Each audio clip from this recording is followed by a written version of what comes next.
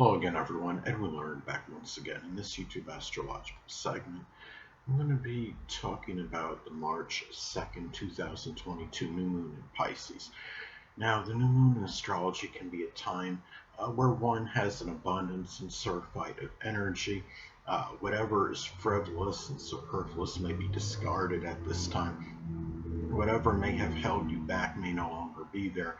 This is a time of new beginnings. The time for procrastination and hesitation may be over.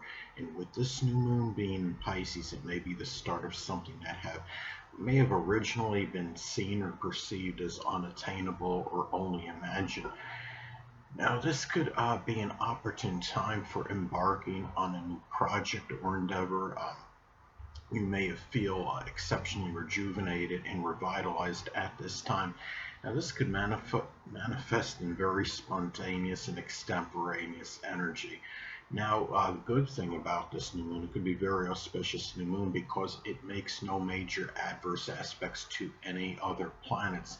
So it may be started in connection with this new moon, and Pisces may be done with little obstructions or distractions or delays. There is less likelihood to have interference from others at this time. And there's also, it's interesting too about this new moon, okay, there's going to be no planets and fire signs. So this may not modify the drive and motivation, exuberance, and enthusiasm of others collectively at this time.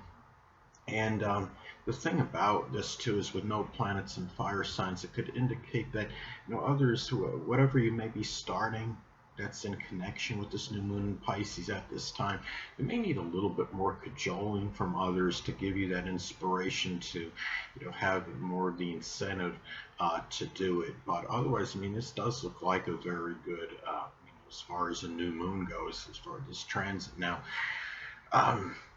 the thing about this too is the new moon is in perspective, and it's about the planning stage of something. The full moon can reflect the culmination and completion of this. Now, what may start out with the new moon in Pisces, dream may manifest in a full moon in Virgo reality. Now, the thing about this, the new moon may collectively impact everyone, but especially those with a Pisces or Cancer sun, moon, or ascendant. Pisces because it's going to be in their own sign, and the zodiac sign Cancer, of course, because Cancer is governed by the moon, it's ruled by the moon, and Cancer is simply impacted strongly by all transits and phases of the moon. Now, this could be strongly attributed as to why the zodiac sign Cancer is so moody, fickle, and temperamental. This transit can be very intensified if it makes a conjunction to one's Pisces sun, moon, or ascendant.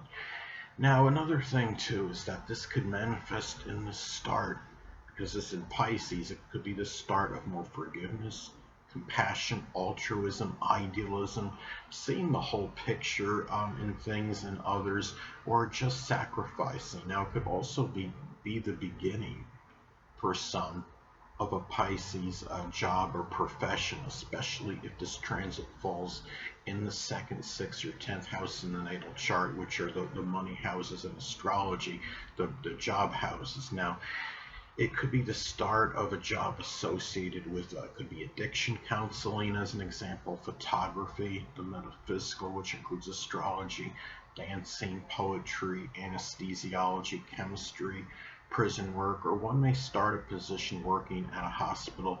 It could be some healing position somebody may start as well.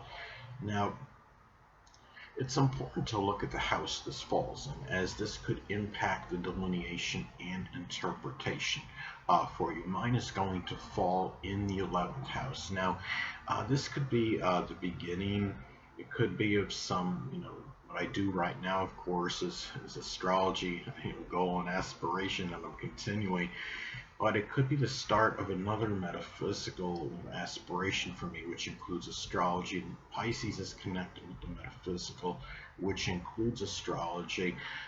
In the 11th house, of course, is associated goals or aspirations. It could be doing something else that is associated with astrology. Now, I'm not going to stop what I'm doing with astrology, but it could be where maybe I'm adding something to this, whether it might be some other branch that I maybe become interested in, such as the weather, the astrology that is associated with meteorology and the weather, as an example. Now, another thing too is that another way that this could manifest for me is the start of expressing a sacrifice, which is Pisces, in things that are group related, which is the 11th house. It may be giving more, giving more of myself, as an example, in astrological groups on social media, as an example. I'm going to see, trying to see this a little bit better. See the chart for this new moon. Well, it's important to look. I mean, before I actually got to the moon, the new moon being in my 11th house, and talking about that as an example. Now, another example I'm going to talk about, let's say if it falls in the 5th house as another example, it could be the beginning of a Pisces sport somebody may start. It could be, some examples could include water polo, swimming, fishing, canoeing, surfboarding as some examples.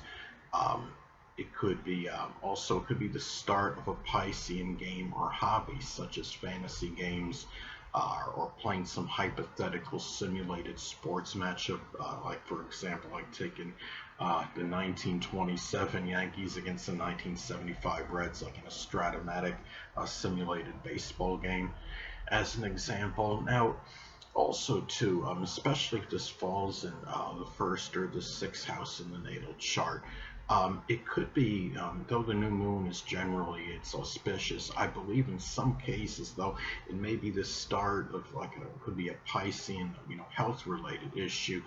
Now, it could be very minor because it is, this is just a regular new moon. Now, it could be something connected, minor issue with the toes, the feet, the immune or lymphatic system, and it could just be like some minor bruising on the toes and or feet, as an example. Now, also too, it's also important to look at the aspects this makes to points in your chart, as this could impact the delineation and interpretation for you. Now, this is going to make a square to my natal moon in Gemini. Now, the new moon in Pisces in the 11th house for me may manifest or be expressed in wanting to start having emotionally to start relaxing and even meditating, which is Pisces, more so with friends, which is the 11th house. Now, there may be a conflict with this in my moon in Gemini in the 1st house, because it's making a square aspect to it. Now, the moon in Gemini by itself could be very mobile and restless, which is a strong contrast to the moon in Pisces energy, which is more connected with relaxing, loathing.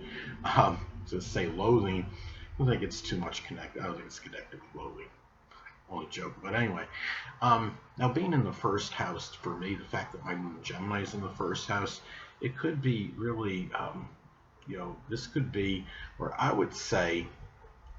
Let's try and look at this chart a little bit more.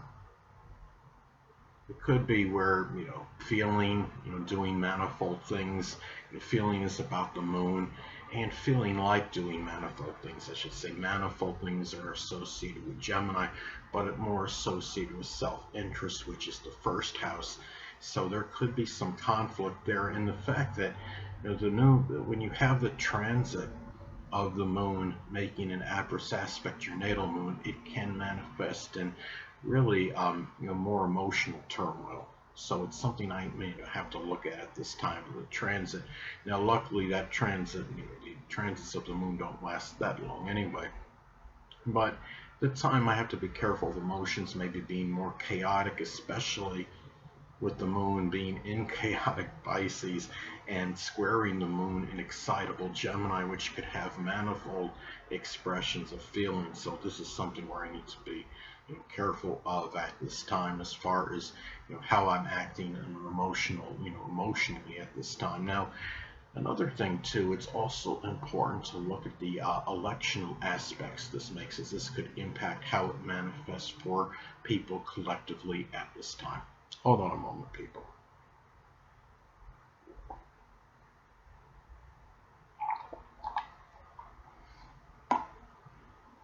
Sorry about that, I'm back, but anyway.